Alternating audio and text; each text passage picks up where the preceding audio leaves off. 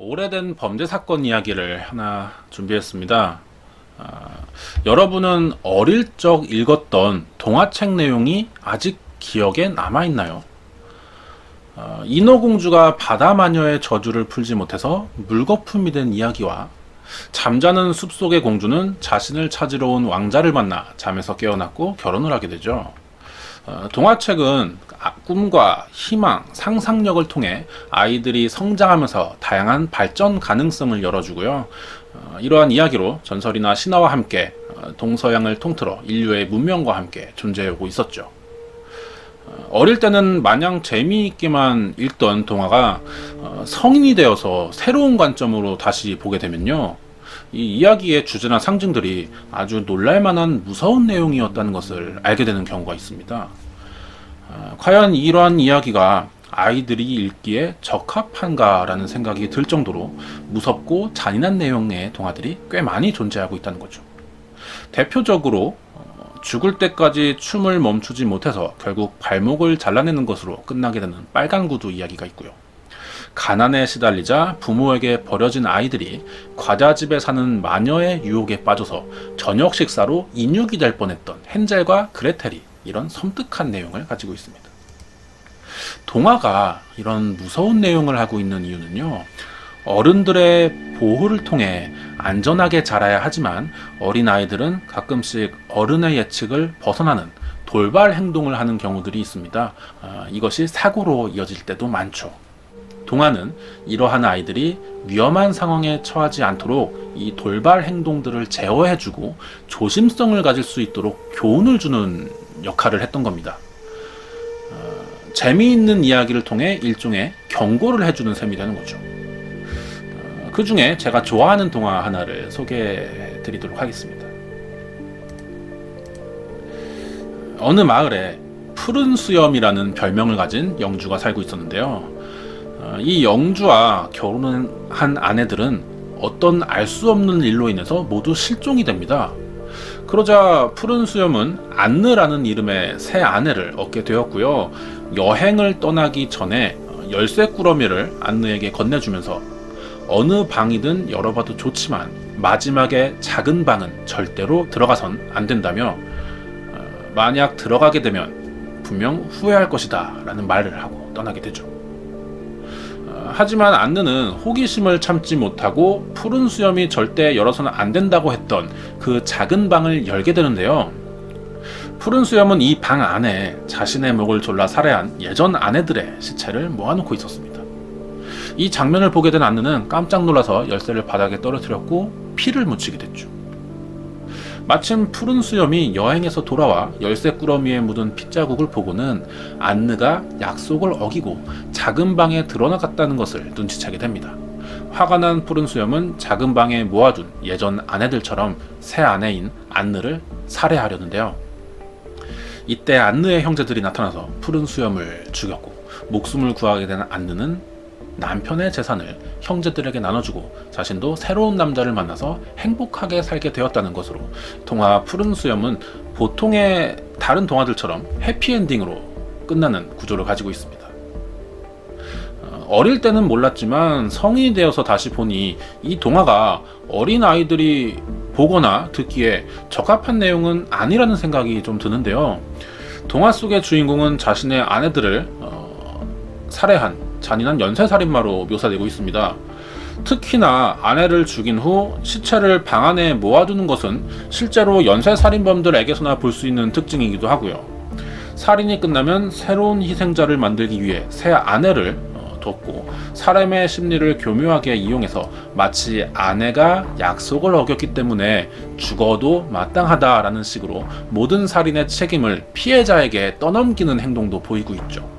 모든 면에서 이 푸른 수염의 주인공은 악질 범죄자들의 전형적인 패턴이나 사고방식을 그대로 보여주고 있습니다. 이제 와서 보니 이 동화 푸른 수염의 내용은 살인을 즐기고 아무런 죄책감을 느끼지 못하는 사이코패스 성향의 연쇄살인마로 보여지는데요. 이 동화의 제목이 궁금하실 겁니다. 17세기에 프랑스 작가인 샤를 페로가 쓴 푸른 수염이라는 동화예요. 주요 작품으로는 우리가 많이 알고 있습니다. 잠자는 숲속의 공주, 장화시는 고양이, 신데렐라 등이 있어요. 어릴 적에 우리가 한 번쯤 읽어봤던 동화들이 모두 샤를 페루의 작품이었던 거죠. 샤를 페루는 1703년에 사망을 했습니다. 그 이후에 그림 형제나 안데르센이 등장을 했어요.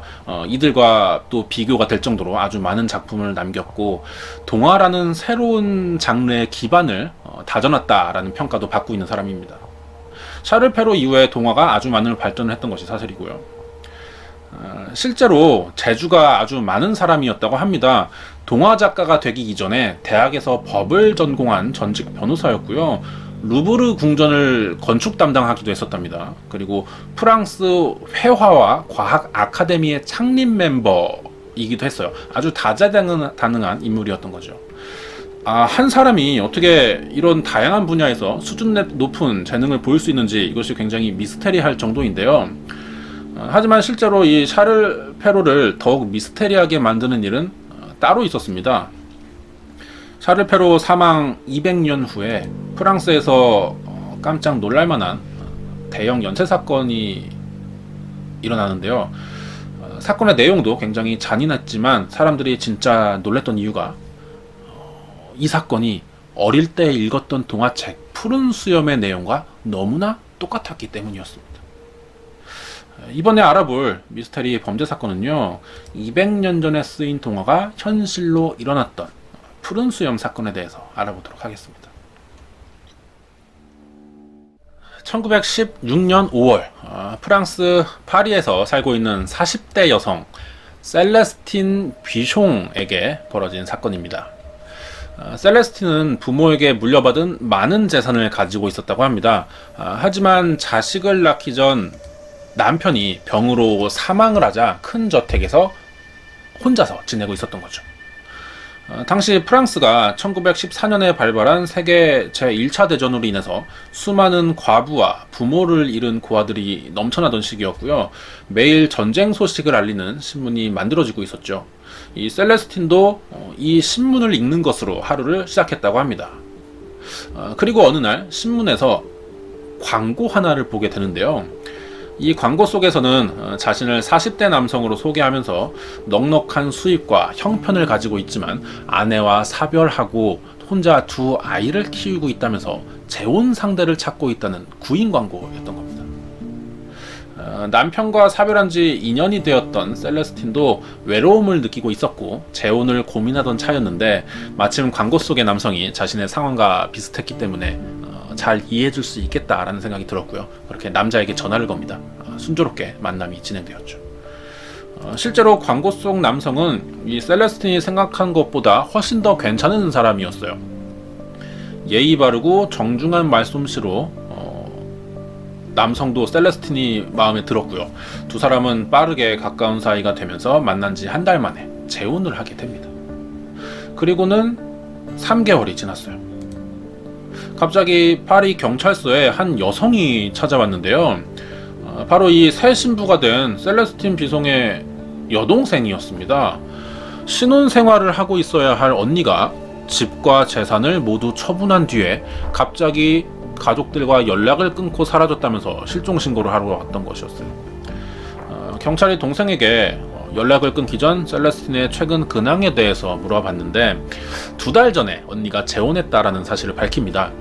그리고 결혼식 때 본 새 언니의 남편은 왠지 인상이 좋지 않았고 어딘가 수상해 보이기도 한다는 진술을 했어요. 이 말을 들은 경찰은 셀레스틴의 실종에 새 남편이 관련되어 있을 것 같다라는 생각을 했고요. 동생에게 그 남편의 이름과 신상을 물어본 뒤 조사를 시작해봤어요. 조사 결과 파리에는 셀레스틴의 가족들이 알고 있던 그 이름의 새 남편은 존재하지가 않는 것이었습니다. 이 남편이 가명을 사용했던 거죠. 그리고 셀레스틴에게 가족들에게 밝힌 신상도 모두 가짜였습니다. 이 새 남편이 유력한 용의자이긴 했지만 신원 파악을 할 수가 없었던 거죠. 당시 프랑스와 주변 유럽 국가들은 전쟁을 치르면서 매일마다 발생하는 사망자와 실종자로 인해 제대로 된 신원 파악이 안 그래도 힘든 상황이었던 데다가 20세기가 막 들어서기 전인 시기에 지금처럼 재산명이나 취득 과정을 확인하는 일이 쉽지가 않았었겠죠. 파리 경찰은 마땅한 수사 방법이 떠오르지 않았다고 합니다. 고민을 하고 있던 경찰은 셀레스틴의 실종 사건이 남편과 처음 만나게 된 그 신문 광고서부터 시작되었을 것이라는 생각에 신문 광고를 중심으로 수사를 해봅니다. 그러자 아주 놀랄만한 점을 발견하게 되죠. 셀레스틴과 비슷한 부유층 과부 여성의 실종 사건이 이번 한 번이 아니었던 겁니다. 경찰은 지금까지 밝혀진 과부 여성들의 실종 신고를 모으기 시작했어요. 1915년 2월에 사라진 잔 마리 퀴셰와 아들의 실종을 시작으로 실종 부녀자의 숫자는 수십 건에 달하고 있었습니다. 이 사건들에서 세 가지 공통점이 보였는데요. 먼저 실종 여성들은 남편 없이 외롭게 살고 있다는 것과 모두 신문 광고를 통해 만난 남성과 재혼한 지 몇 달 만에 실종이 되었고, 사라진 뒤 여성들의 재산이 모두 처분이 되었다는 것이었습니다. 이 공통점들은 진범이 잡히던 1921년까지 총 5년간 11명의 실종자 모두에게서 발견이 됩니다. 경찰이 찾아낸 범인의 이름은요, 앙리 데지레 랑드리로 이미 사기 전과가 여러 번 있어서 경찰서를 들락거리던 인물이었어요. 범인은 왜 이런 사건을 벌였으며 어떠한 과정으로 붙잡히게 되었을까요? 자세히 알아보도록 하겠습니다. 앙리 랑드리는 1869년 4월 12일 프랑스 파리에서 철공소에서 일하는 아버지와 재단사 어머니 사이에서 태어납니다. 앙리의 가족은 노동계층이었어요. 그래서 부유하진 않았지만 굶어 죽을 정도로 가난하지도 않았던 평범한 가정이었다고 합니다. 충분히 자식들을 학교에 보낼 수도 있는 형편이었다고 하는데요. 그 덕분에 앙리가 건축을 공부할 수 있었고, 졸업 후에 건설회사에 취직했지만 갑자기 진로를 바꿔서 1887년에 프랑스 군에 자원 입대합니다. 그렇게 부사관으로 4년 동안 복무를 시작했어요. 그리고 나서는 결혼을 했는데 사촌과 결혼합니다. 19세기 유럽은 근친 결혼을 하는 경우가 흔했다고 하죠. 아이도 넷이나 낳았고, 군 제대 후에 중고 가구 판매를 시작했지만 생각처럼 장사가 잘 되지 않았고요.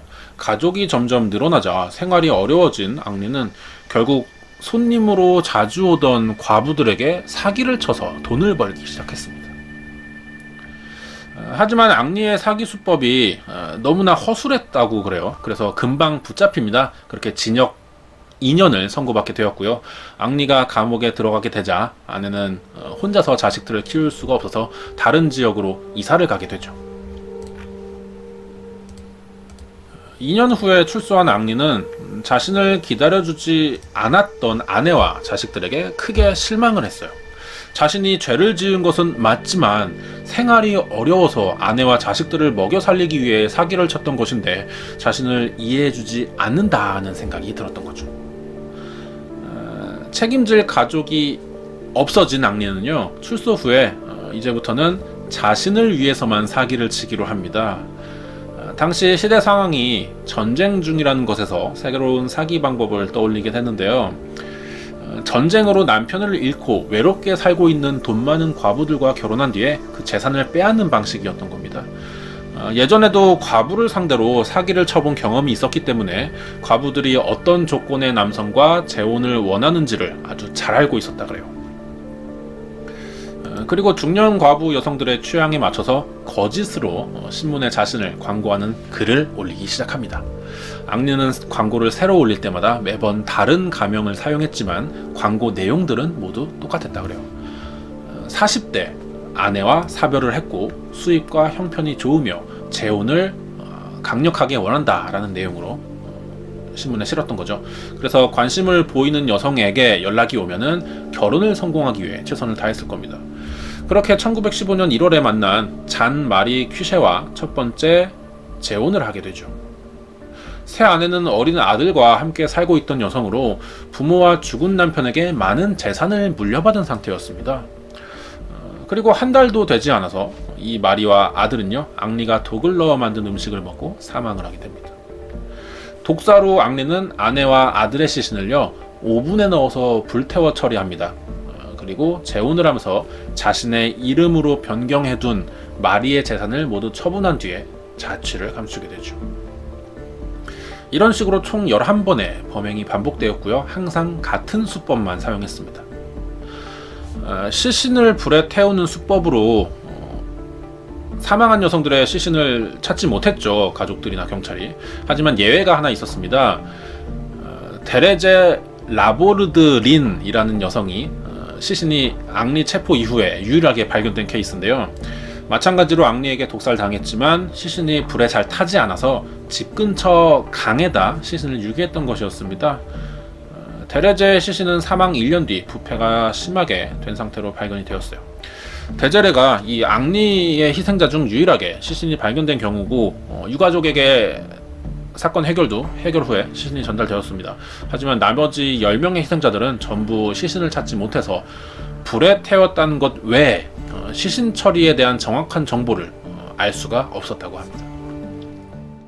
1916년 8월 셀레스틴 비송을 찾아달라는 여동생의 신고로 과부 연쇄 실종 사건을 조사하던 파리 경찰은요, 그동안 신고된 내용들과 재혼하게 됐다는 신문 광고 내용들을 토대로 5년 만인 1921년 4월에 앙리를 체포할 수 있었습니다.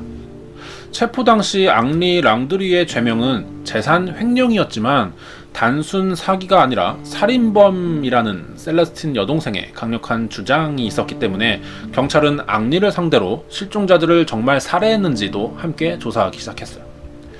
앙리는 횡령 혐의에 대해서는 일정 부분 시인을 했지만 어느 정도 자신의 죄를 인정하고 있었어요. 하지만 살인 혐의에서는 묵비권을 행사하고 있었습니다. 이러한 수상한 행동을 보이자 경찰은 앙리가 아내들을 살해했을 것이라고 확신을 하게 됐고요. 살인에 대한 증거를 찾기 위해서 앙리의 집을 집중적으로 수색합니다. 하지만 여성들의 시신은 어디에서도 발견되지가 않았어요.